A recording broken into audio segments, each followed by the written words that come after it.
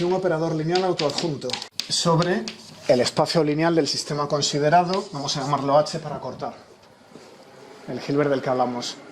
A ver, este operador lineal, en amarillo, de lo que hablamos es de que si tenemos un estado del Hilbert y tenemos otro estado psi', al que llegamos mediante O, este operador lineal respeta la propiedad de linealidad, ¿verdad? Si empiezo aquí con O, alfa 1, psi 1, más alfa 2, psi 2, pues es igual a alfa 1, O de psi 1, más alfa 2, O de psi 2. Bueno, ¿qué nos garantiza esto? ¿Por qué se ha colado esto en la teoría? ¿Por qué necesitamos operadores lineales?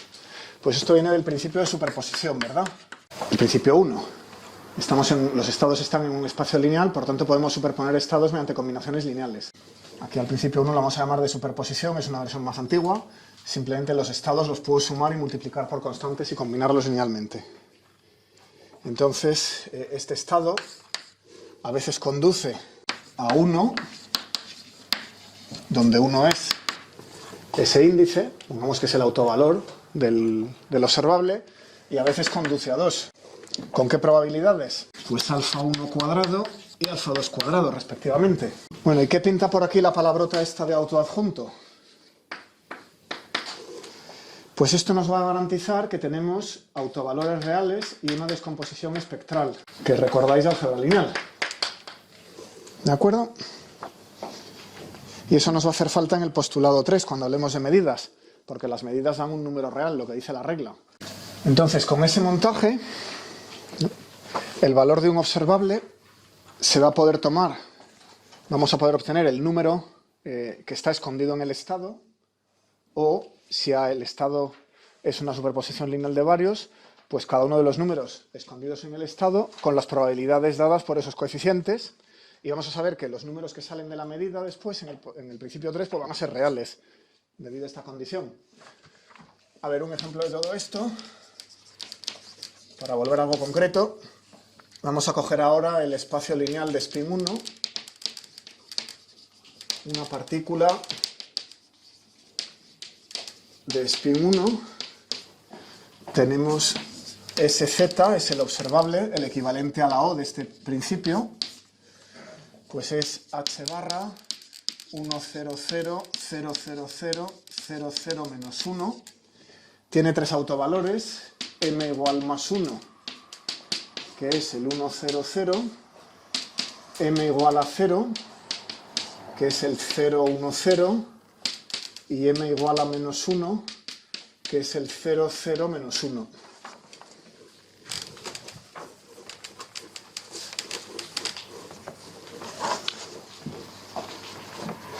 De manera que si tomamos el valor esperado de este operador,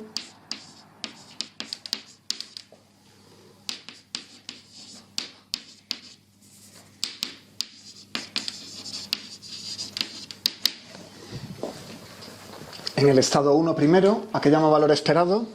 Aplico el operador sobre 1 y luego lo vuelvo a proyectar sobre el dual de 1. El brac es 1 y el ket también. ¿Recordáis? Bueno, pues si hacemos esto, 1 es z1, estamos mirando a este número, así que obtenemos h barra. Si miramos a 0 sz0, eso es aplicar sz sobre este vector, que solo uno tiene una componente no nula en el segundo elemento y nos devuelve 0, y, menos 1, sz menos 1 es menos h barra. Se entiende cuando escribimos esto que el operador actúa hacia la derecha, pero como vamos a tener observables que según este principio son autoadjuntos, igual nos va a dar hacerlos actuar hacia la izquierda, porque el autovalor va a ser real, así que el conjugado va a ser el mismo. O sea que si esto es un observable, igual da que actúa hacia la izquierda que hacia la derecha. Pero bueno, como a veces utilizamos operadores que no son autoadjuntos en pasos intermedios, aunque no los vayamos a medir, pues recordemos que ese z actúa hacia la derecha.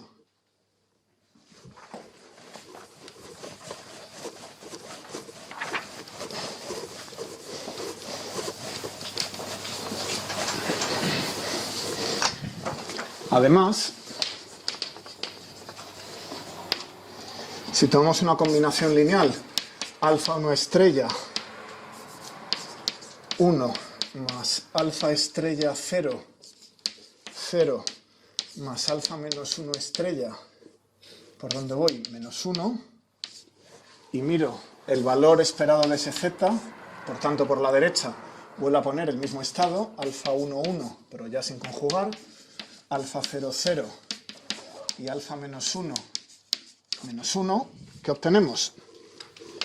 Pues obtenemos alfa 1 al cuadrado por h barra, más alfa 0 al cuadrado por 0, nada, más alfa menos 1 al cuadrado por menos 1 por h barra, total, h barra, alfa 1 cuadrado menos alfa menos 1 al cuadrado.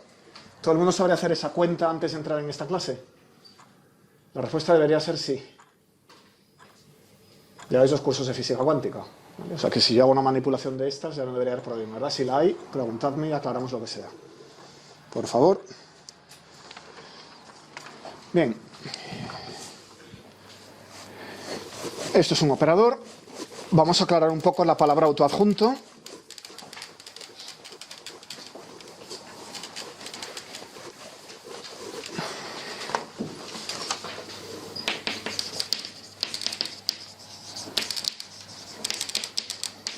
¿Cuándo es un operador autoadjunto?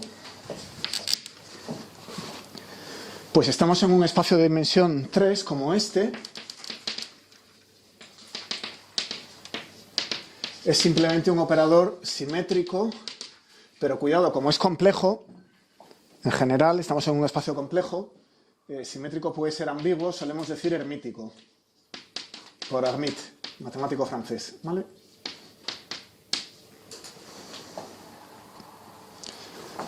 Así que SZ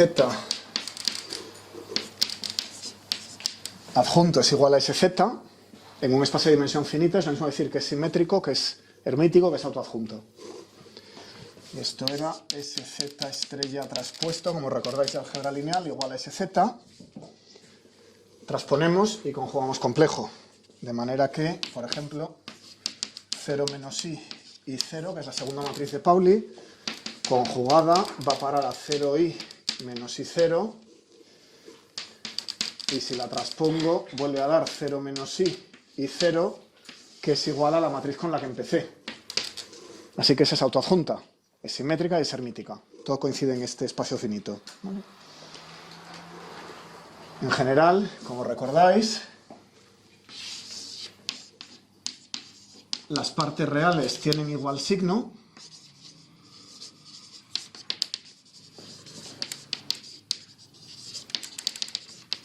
Y las imaginarias signo contrario.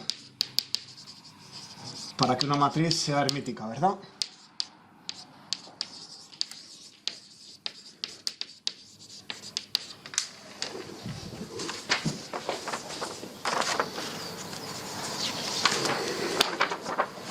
Escrito en términos de los elementos de matriz, decimos que O sub ij, o es el operador, es lo mismo que O sub ji, eso es el traspuesto, conjugado complejo. ¿Vale? Eso es lo mismo que O adjunto ij. Eso es un operador autoadjunto. O simétrico o hermítico. En dimensión finita es todo lo mismo. Y en notación bracket,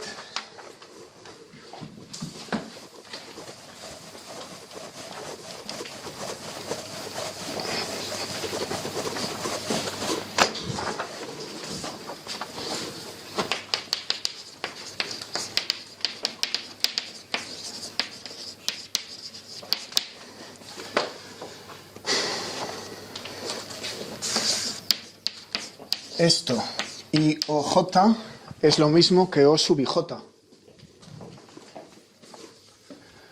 ¿Y qué sería OJI? Tal como está allí con la estrellita. Pues si quiero poner, pues esto es OIJ, y quiero escribir que esto sea igual a OJI conjugado, esto lo escribo como JOI conjugado, que es lo mismo que OIJ, el operador actuando hacia la izquierda. Y si el operador es autoadjunto, lo que tenemos es I o J igual OI J. Da igual que actúe primero hacia la derecha o primero hacia la izquierda. Puede actuar sobre el ket o sobre el brac. ¿Se ve? Vale, en álgebra lineal no es difícil. ¿Qué pasa en espacios de dimensión infinita? Aquí empiezan las sutilezas, que según el grupo de que vengáis os habrán contado o no, supongo que sí. Pero bueno, yo tampoco me voy a enredar mucho.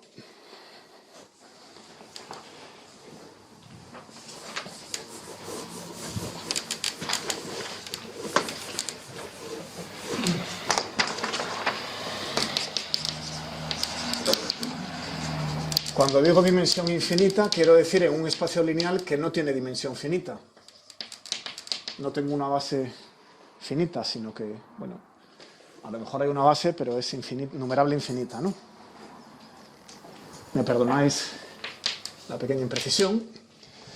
Habrá muchas. Entonces, en dimensión infinita, estamos hablando de funciones de onda, para entendernos.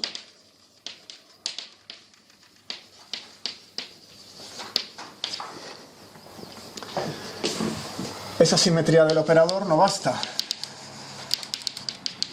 para que sea autoadjunto.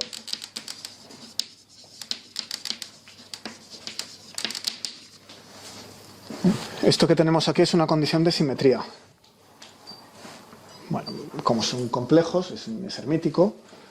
El resultado de este producto escalar es un número complejo. ¿Por qué? Porque podría ocurrir que O y O daga actuaran sobre dominios distintos.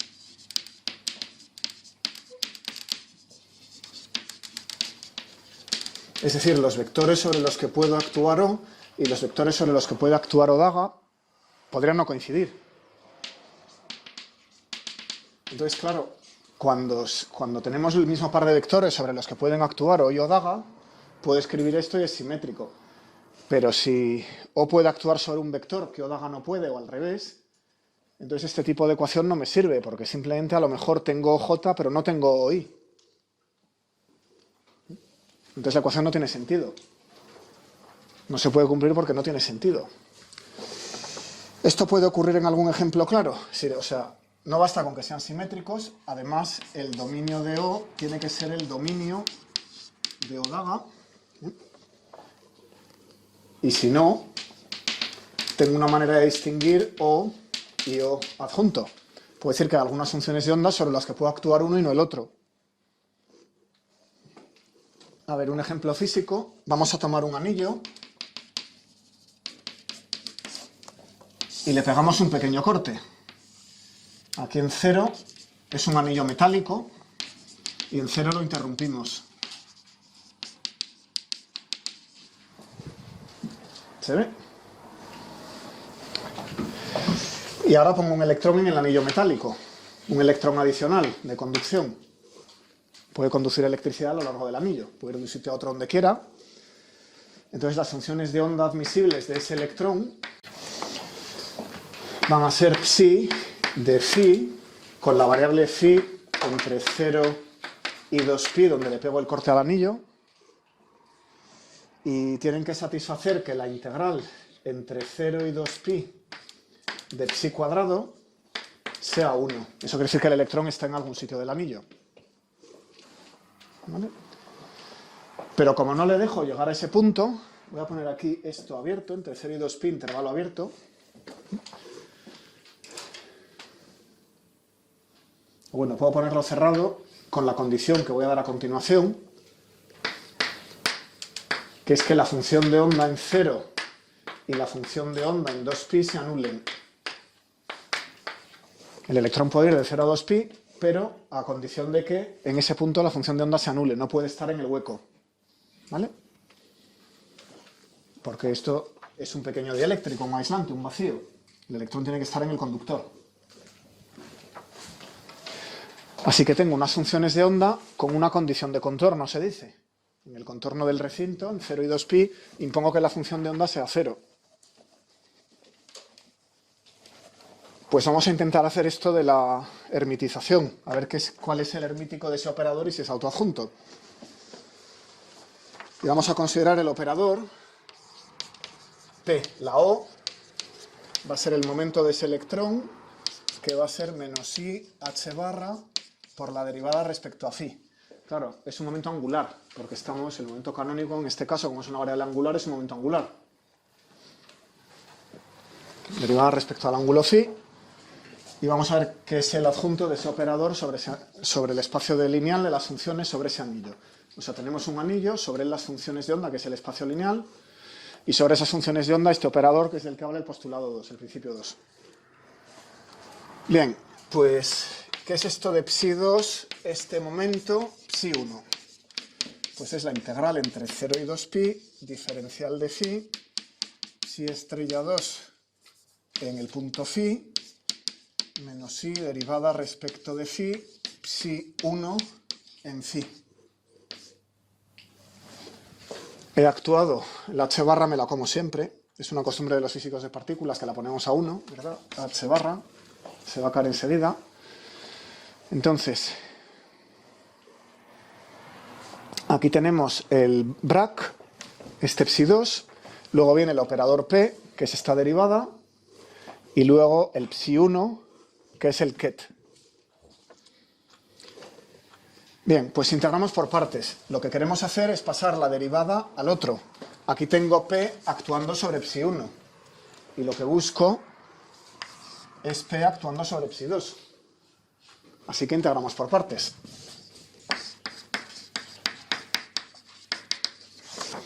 Y claro, al integrar por partes obtenemos los términos de frontera. Saco la menos i y la h barra, y tenemos psi2 estrella en 2pi, psi1 en 2pi, menos psi2 estrella en 0, psi1 en 0.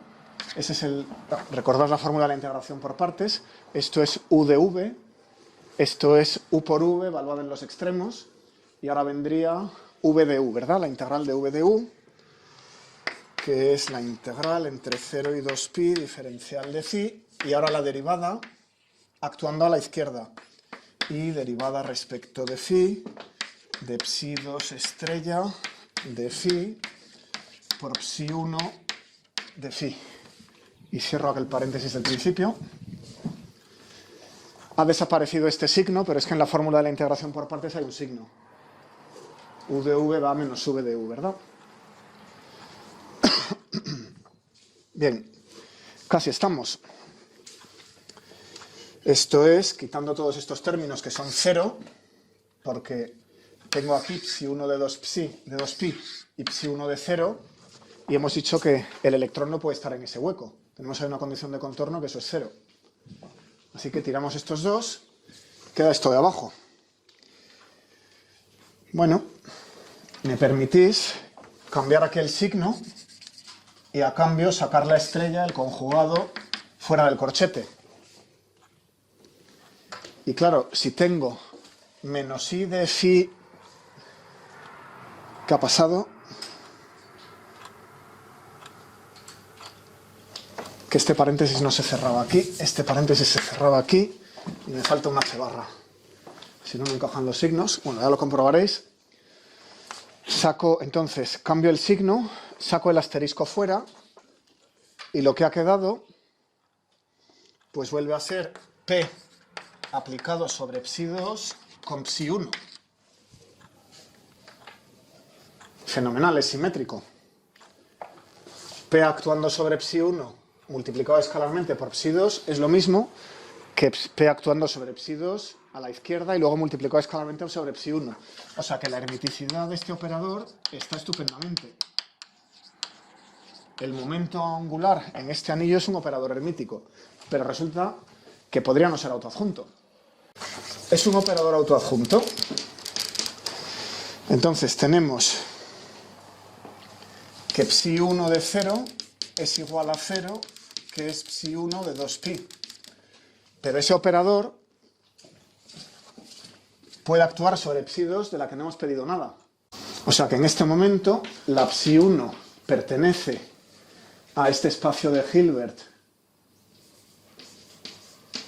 1, que está aquí abajo, con estas condiciones de contorno y esa integrabilidad, Pero de psi2 solo necesito que pueda calcular elementos de matriz, que estas cosas sean integrables. Pero no tenemos esas condiciones. Bueno, si hemos pedido algo, no hemos pedido nada sobre 0 y 2pi. No hace falta que sea integrable para poder escribir cosas de este tipo. Pero en 0 y en 2pi no he pedido nada. Eso quiere decir que el dominio del operador adjunto, el dominio del P adjunto, incluye al dominio de P. El dominio del momento P es más pequeño porque lo hemos restringido a estas. Y este P adjunto pues es mayor. Entonces eso quiere decir que los operadores no son exactamente iguales. He restringido la actuación de P a una serie de funciones y el P adjunto puede actuar sobre una familia de funciones mayor. Aunque es simétrico, puedo pasar el P a la izquierda o a la derecha, hay una sutileza ahí, ¿vale? Y esa sutileza puede cascar el teorema que nos hace falta, que es el de la descomposición espectral, ¿vale? O sea, en un esquemita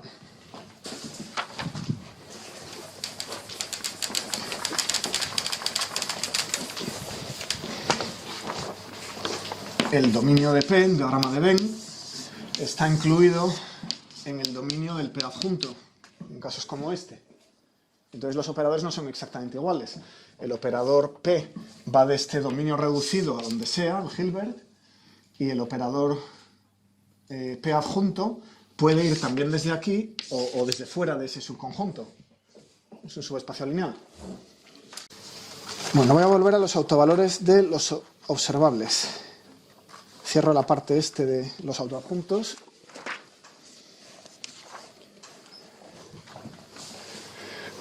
Moraleja, ser simétrico y ser autoadjunto no es exactamente lo mismo en espacios de dimensión infinita, ¿vale?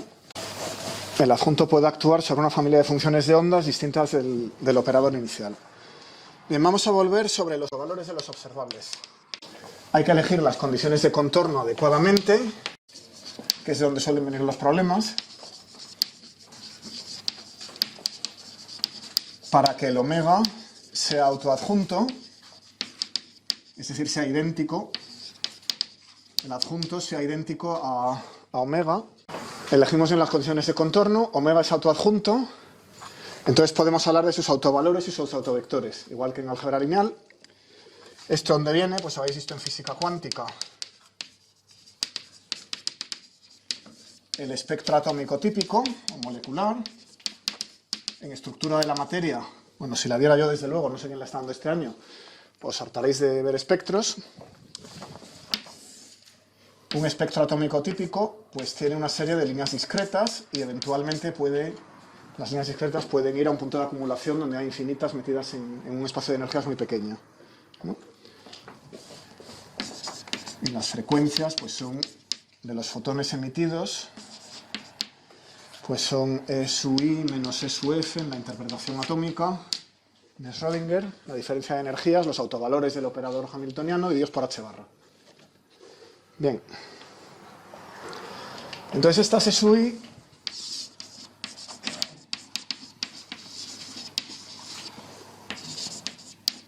que son los autovalores del hamiltoniano, vienen de un operador adjunto. Por cierto, ¿por qué lo llamamos espectro? La palabra viene de muy atrás, de Fraunhofer, cuando hablaba del espectro solar, ¿no? Simplemente el conjunto de líneas de colores que salen al difractar la luz que viene de una fuente atómica pura. Bueno, pues esta misma nomenclatura la utilizamos para los operadores que representan la física de esos sistemas, ¿no? Incluso de Newton, eso viene más atrás que Fraunhofer, esto viene de Newton, la descomposición de la luz, un espectro. Bueno, podemos hablar de un espectro discreto, eso de ahí es un espectro discreto,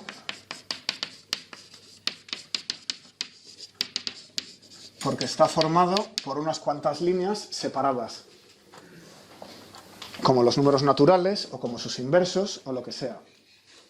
No es un conjunto continuo. Y podemos hablar también del espectro continuo, y esto aparece cuando cualquier omega nos sirve. Hay fotones de todos los colores, es un continuo de ellos, o una partícula puede tener cualquier momento, porque está libre en el espacio, o cualquier sistema similar, ¿vale? En el caso del átomo, estos son los saltos entre dos estados con energías negativas, típicamente, o sea, desde un estado con energía negativa a otro, y en el caso del electrón y el átomo, pues ocurre cuando el electrón tiene energía positiva, ¿vale? Bien, pues, ¿por qué nos molestaba esto de los operadores autoadjuntos? Porque lo que queremos de verdad es el teorema espectral, que es lo que vamos a usar 1000 veces.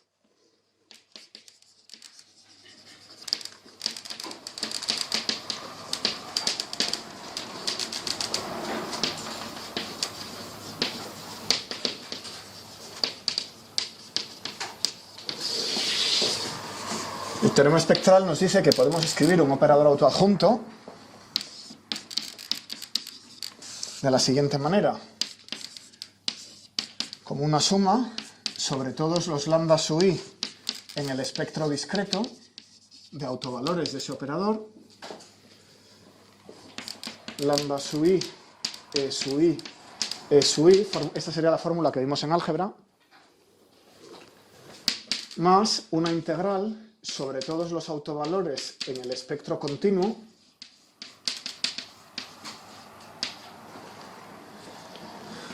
diferencial de lambda, lambda, e lambda, e lambda. Esa es la razón por la que queremos operadores autoadjuntos. Queremos poder escribir esto. El operador es equivalente a una suma sobre proyectores con los autovalores discretos más una integral sobre proyectores con los autovalores del continuo. En el caso del átomo, estos serían los que tienen energía positiva,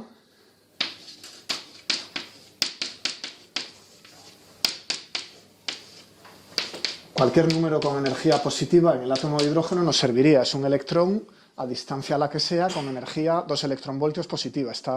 No está ligado. Y en el caso del átomo, estos de aquí pues serían las energías, las que nos dan las series de Lyman, Balmer, etc. Los 1 partido por m. ¿Vale? Bueno, pues esto generaliza el concepto de diagonalizar una matriz. La diagonalización de una matriz sería este trozo.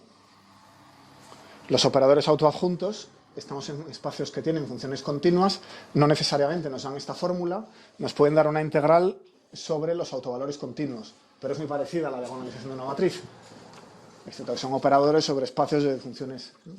Operadores diferenciales típicamente, o operadores integrales. Escribo el caso de una matriz, recordatorio, aunque es una tontería. Puedo escribir A0, 0, 0, B0, 0, 0, C como A por 1, 1, más B por 2, 2, más C por 3, 3, donde, por ejemplo, el 1, 1 es 1, 0, 0, 0, 0, 0, 0, 0, 1, que es lo que se obtiene de multiplicar el vector columna 1, 0, 0 por el vector fila 1, 0, 0. Bien, entonces cada uno de estos E sub i por E sub i era un proyector lineal. Bueno, ya he sacado el átomo a pasear, pues hay que sacar el oscilador. No vaya a ser que se os olvide el oscilador.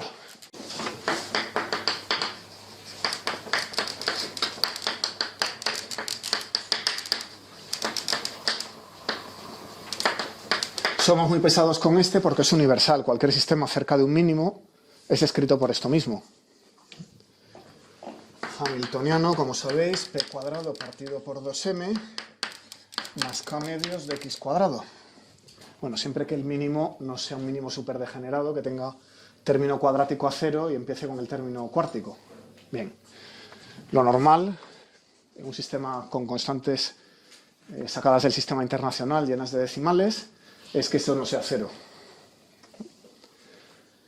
Así que tendríais un oscilador armónico y su frecuencia angular omega es la raíz de k partido por m ¿Y qué espectro tiene este? Discreto continuo. Solamente discreto, ¿no? En el átomo teníamos dos tipos de espectro, el de los estados ligados y el de los estados del continuo, que son funciones de onda que describen un electrón que se escapa a infinito, si queremos. Pero del oscilador armónico no se escapa nadie, porque el potencial sigue subiendo hasta infinito, con lo cual no tiene un espectro de estados que se pueda ir a infinito. Así que solo tiene espectro discreto. Las E sub n iguales h barra omega n más un medio que os enseñaron. Con funciones de onda, los estados, una normalización, un polinomio de Amit de alfa x elevado a menos alfa cuadrado x cuadrado partido por 2. Alfa era la raíz de m omega partido por h barra. Y los polinomios estos pues eran 1, 2x, 4x cuadrado menos 2, 8x cubo menos 12x, etc. ¿Verdad? La estructura de los estados era una función de onda, veces una gaussiana, veces una normalización para que esto integre a 1.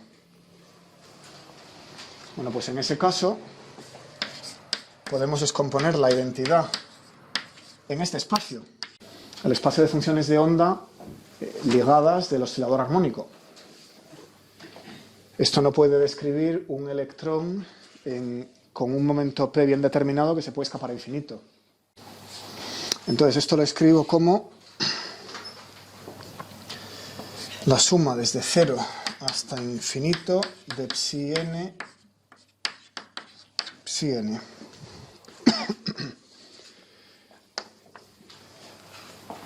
Con esto podéis aplicar eso sobre cualquier función de onda normalizada y es la identidad, ¿verdad? Me duele la misma función de onda normalizada. Probadlo. Y el hamiltoniano, pues es exactamente la misma expresión, pero ahora le colocamos la energía. Veamos que en efecto h sobre psi n es igual a n sobre psi n con esta expresión. Asumo que os han calculado esto con funciones de onda. Ese es el cálculo que tiene mérito, esto es una tontería. La suma desde m igual a 0 hasta infinito de E sub m, psi m con psi m sobre psi n, eso es esta expresión, es igual, y como están normalizadas, este objeto psi m con psi n es delta mn, porque es el producto escalar de dos funciones que son perpendiculares. ¿Por qué son perpendiculares? Porque tenemos un teorema espectral. Estos proyectores son ortogonales, esas funciones de onda son ortogonales, ¿vale?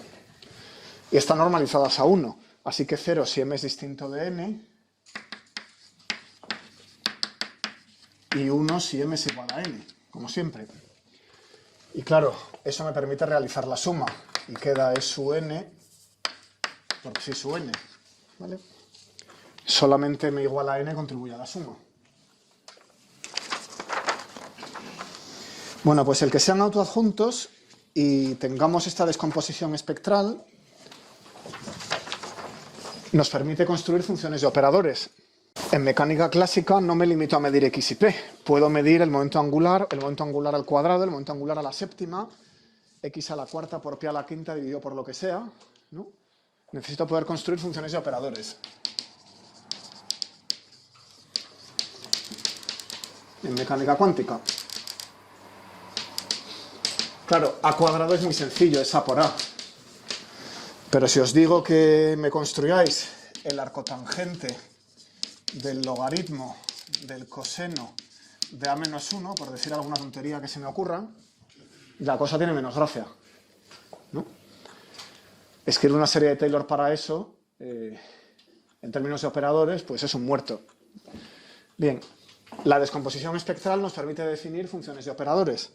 Simplemente escribimos que la función del operador, la función que me deis, la que sea, bueno, partimos de una función sobre el cuerpo, una función de los números complejos, y ahora le extiendo una función sobre operadores, ¿no? Pues esto es simplemente la suma. No, como el operador es autoadjunto, los autovalores son reales, así que me bastan con funciones reales. Esta f es una función real, pues es la función del autovalor con cada uno de ellos, e sub i, y si hay espectro continuo, más la integral sobre lambda, los autovalores, de la función de los autovalores, e sub lambda. Así que si tenemos operadores autoadjuntos, vamos a definir todas las funciones reales sobre ellos, inmediatamente, simplemente construyendo las funciones de los autovalores, ¿vale? Diríamos que lambda pertenece al espectro del operador A. Operador, espectro, el número, ¿vale? Venga, el operador posición como ejemplo. Y se trata de una partícula sobre la recta real. Entonces decimos que el operador x, aplicado sobre un estado x', me tiene que devolver ese estado x'. X' es autoestado de x veces el autovalor. Y de manera natural es la posición de la que hablamos, de x'. Así que si tengo el autovector x' del operador x, pues al aplicar x sobre él, me tiene que devolver el numerito. Esto es lo que se mide, dónde rayos está la partícula, ¿no? Esto es lo que da el aparato de medida. ¿Dónde está la partícula? Y este es el operador sobre el espacio lineal, etc. Bueno, pues entonces podemos descomponer cualquier estado en esta base. Puedo escribir que psi es la integral entre menos infinito a infinito, diferencial de x. Empiezo con psi. Y ahora le aplico la identidad. X tiene un espectro continuo. Todos los números reales pueden ser la posición de la partícula. Como he dicho por aquí, es una partícula en R. O sea que dentro de la clasificación espectro discreto, espectro continuo, estoy aquí. Bien, ¿qué es el lambda con el lambda? Pues en este caso se trata de x con x. Así que eso es una descomposición espectral de la identidad que aplicamos sobre el estado. Bueno, o sea que el estado lo puedo escribir así en la base x. Y esto es lo mismo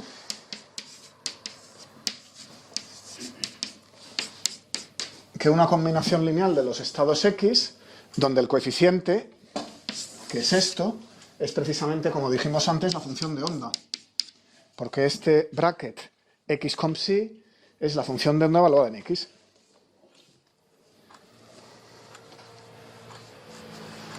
Es la amplitud de probabilidad de que la partícula se encuentre en x. Entonces, una manipulación típica, venga.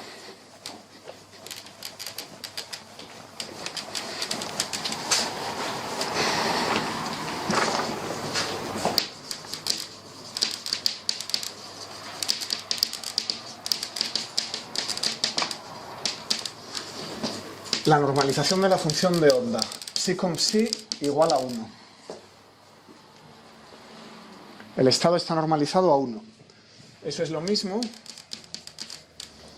que psi 1, psi igual a 1. Y ahora aplico la descomposición espectral de la identidad en este caso. Todos los autovalores de la identidad pues son 1. Así que la descomposición espectral es simplemente la base. Entonces esto es psi, utilizo esta base, integral entre menos infinito a infinito, diferencial de x, x, y ahora veces psi. Y he metido aquí esta identidad como esa integral, ¿vale? Es la descomposición espectral de la identidad. Bueno, pues esto decimos que es igual a 1. Pero esto que hay por la derecha es la función de onda. Y esto que hay por la izquierda, como la integral es lineal, puedo meter y sacar el brac de la integral y escribir esto como la integral entre menos infinito a infinito de diferencial de x. Hemos dicho que aquello es la función de onda. y hemos dicho que esto pues es la conjugada. En vez de ser x con psi, es psi con x. O sea que es el conjugado psi estrella de x, del producto escalar complejo que vimos en primero. O lo que es lo mismo, la integral del módulo al cuadrado de la función de onda.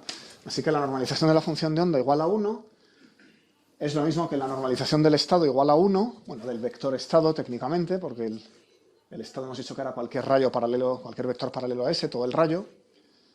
Y lo que hemos hecho para cambiar de uno a otro es introducir la descomposición espectral de la identidad. Esto se hace mucho. Nos vamos a hartar durante el cursillo de meter operadores en términos de su descomposición espectral. Bueno, es la hora, la vamos a dejar aquí por hoy.